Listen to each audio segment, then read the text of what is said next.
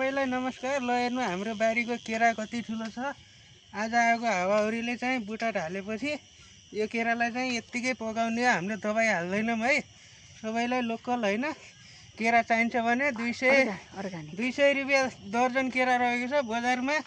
240-50 रुपियाँ दर्जन पुगेको छ। हामीले चाहिँ एकदम मिलाएर दिन्छौँ।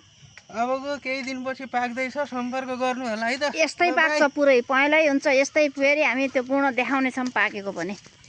ल बोकेर हिँड्दैछन् छोरा, बोक्न नसकेर बोल्न नसकेर स्याँ गरेका छन्। यो बोक्न भारी भएको छ। काँक्रा बारी सारा ढलेर केही छैन, मकै बारी पनि केही छैन ढलेर। अब यहाँबाट अब घर त ल्याउँदैछन्, कहाँ राख्ने हो थाहा छैन। राख्ने घर पनि उडाएर आज छैन, सब खत्र्यान बनाएको छ। अब कसरी हो कहाँ हो छोरा, ल है राख्ने थाहा छैन। ऊ त्यही खाटमाथि सुताउ, उता छोड्यौ हो त्यहाँ कुनामा। ल जा। हरे राम राम राम राम राम राम।